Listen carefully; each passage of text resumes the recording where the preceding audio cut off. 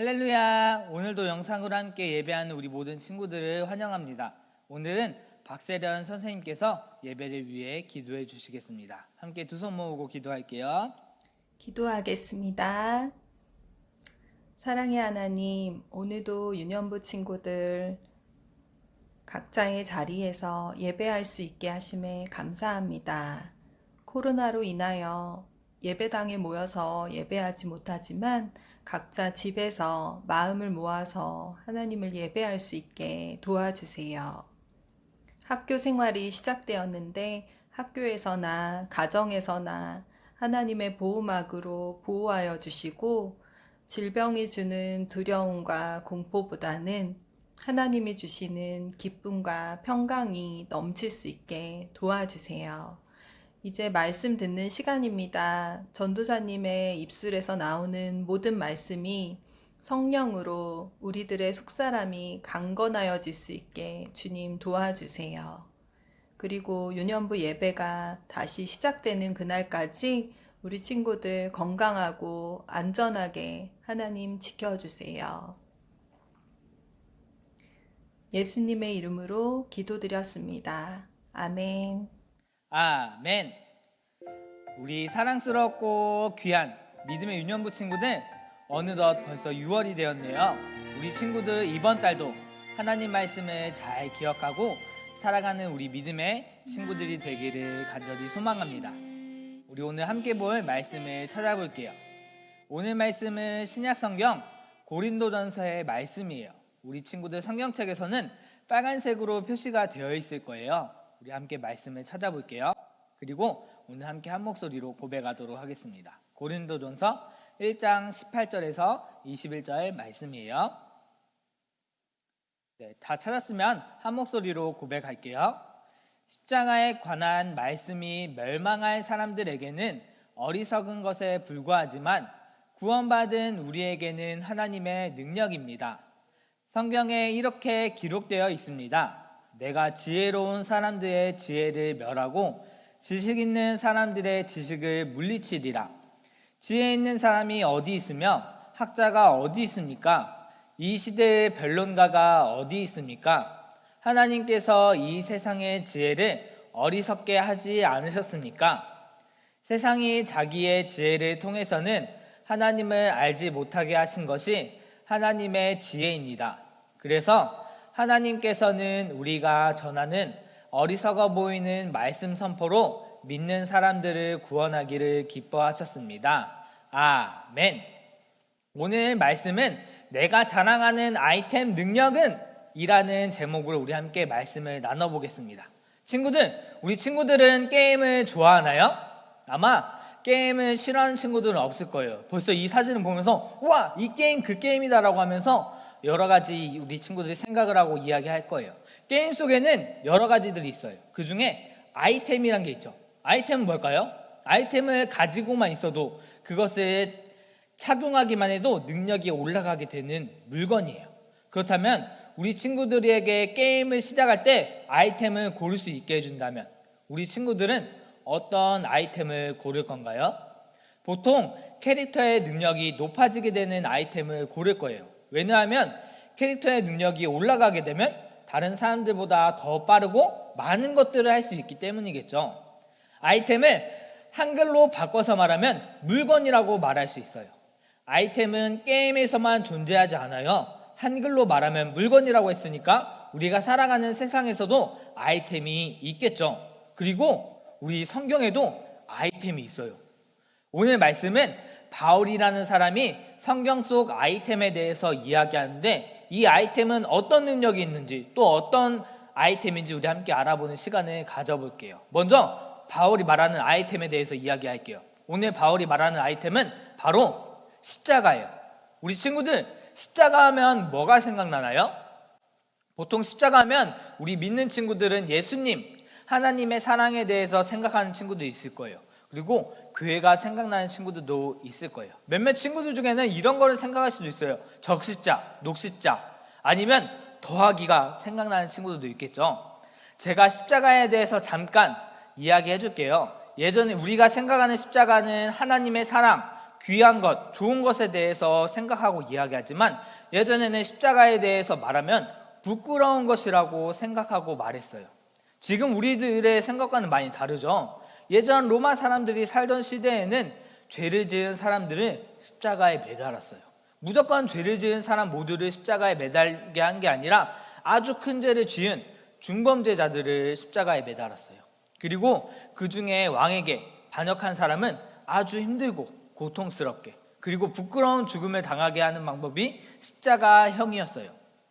그 당시에 십자가형에 당한 사람은 부끄러운 사람이라고 다른 사람들에게 손가락질 당했어요. 유대인들은 하나님을 올바르게 믿지 않고 우상 숭배하는 사람들을 나무에 매달았어요. 그래서 그 사람이 부끄러운 행동을 했고 다른 사람들도 우상 숭배를 하거나 부끄러운 행동으로 하나님의 이름을 나쁘게 한다면 똑같이 당하게 될 것이라고 경고의 모습을 보여준 거죠. 그래서 십자가에 매달린 사람들을 유대인들은 부끄럽다고 생각했어요. 유대인들은 하나님께 저주받은 사람이 십자가에 매달리게 된다고 생각했죠. 하지만 누가 십자가에 매달렸나요? 바로 예수님이 유대인들이 부끄러워하는 그 십자가에 매달리게 되었어요. 그렇게 되고 나서 예수님은 어떻게 되셨나요? 십자가에서 돌아가시게 되었죠. 예수님께서는 십자가에서 돌아가시고 끝난 게 아니라 다시 부활하셔서 부활의 첫 열매가 되었어요. 유대인들이 왕으로 모시면서 우리를 구원하실 분이야 하고 하신 예수님께서 유대인들이 부끄럽다라고 생각하는 십자가에 매달려 죽게 되신 거예요. 하나님께서는 십자가에서 예수님이 죽으신 것과 부활하신 것을 믿는 사람들에게 하나님의 자녀가 되는 자격을 주셨어요. 우리 오늘 말씀에서 바울은 18절에 이렇게 고백하는데 우리 함께 18절 말씀을 고백해 볼까요? 시작! 십자가에 관한 말씀이 멸망할 사람들에게는 어리석은 것에 불과하지만 구원받은 우리에게는 하나님의 능력입니다. 아멘. 하나님을 믿지 못하는 사람들은 십자가는 부끄럽고 죄를 잔뜩 지은 사람이 죽는 형벌 중에 하나라고 생각하고 그러고 끝났어요. 하지만 하나님을 믿는 우리에게 십자가는 어떤 의미를 가지고 있나요? 십자가는 하나님의 사랑을 나타내고 또 하나님의 능력을, 부활의 능력을 나타내고 있어요. 지혜를 자랑하는 그리스 사람과 기적을 보고 싶어하는 유대인들은 예수님을 어리석은 사람이라고 생각하고 그 예수님이 십자가에 죽으심으로 어리석음을 나타낸다고 생각했어요. 죄를 지은 사람이 십자가에 매달리는데 이 세상을 구세주로, 이 세상을 구원하기 위해 오셨다고 하신 그 예수님이 십자가에 매달렸기 때문에 예수님을 부끄럽게 생각한 거예요. 하지만 바울은 그런 사람들과 달랐어요. 십자가가 하나님의 능력을 나타내는 것을 알게 된 바울은 오히려 십자가를 자랑하면서 다녔어요. 그 당시에 사람들에게 십자가는 어떤 상징이라고 했죠? 부끄러움의 상징이라고 했어요. 하지만 바울은 그 사람들에게 십자가의 능력을 알려주고 전하기 위해서 이곳저곳 다니면서 하나님의 말씀을 전한 거예요. 십자가에 대한 하나님의 사랑을 알지 못하고 하나님의 능력을 알지 못하는 지식만 자랑하는 사람들은 이런 바울을 무시하고 조롱했어요. 그리고 놀렸지만 바울은 그런 것들을 전혀 신경 쓰지 않았어요. 바울은 하나님이 알게 하신 이 비밀을 모든 사람에게 알리고 싶어 했기 때문이에요. 하나님이 우리에게 주신 지혜는 하나님을 알게 하신 거예요. 세상에서 말하는 지혜로는 하나님을 알 수 없다고 21절에 고백하고 있는데 우리 함께 말씀을 고백해 보도록 할게요. 21절 말씀이에요. 시작! 세상이 자기의 지혜를 통해서는 하나님을 알지 못하게 하신 것이 하나님의 지혜입니다. 그래서 하나님께서는 우리가 전하는 어리석어 보이는 말씀 선포로 믿는 사람들을 구원하기를 기뻐하셨습니다. 아멘. 하나님을 믿는 것은 우리가 잘났기 때문에 우리가 똑똑해서 믿을 수 있는 게 아니에요. 세상에서 똑똑하다고 하는 사람들도 하나님이 주신 지혜가 없으면 하나님을 알지 못하고 믿을 수가 없어요. 그 사람들은 어떻게 될까요? 결국 구원을 받지 못하는 거예요. 하나님께서는 세상 사람 모두가 부끄러워하고 어리석다고 생각하는 십자가의 상징을 바꿔주셨어요. 그전에는 그저 부끄럽고 중범죄자들을 생각하게 하는 십자가였지만 지금은 교회를 생각하게 하고 하나님의 사랑을 생각하도록 바꿔주셨어요. 바울은 십자가라는 아이템을 자랑했어요. 십자가는 하나님의 능력을 나타내었고 그리고 하나님의 사랑을 나타내었어요. 우리 친구들은 어떤 아이템을 자랑하고 싶나요? 그 아이템은 어떤 능력을 가지고 있나요?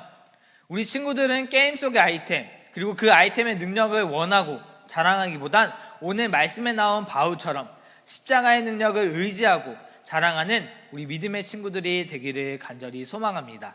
그래서 언제나 어디서나 하나님 말씀을 전하고 하나님을 더욱더 전하는 우리 믿음의 친구들 되기를 간절히 소망해요. 우리 오늘 말씀을 생각하면서 함께 기도하겠습니다. 두 손 모으고 눈 감고 함께 기도할게요.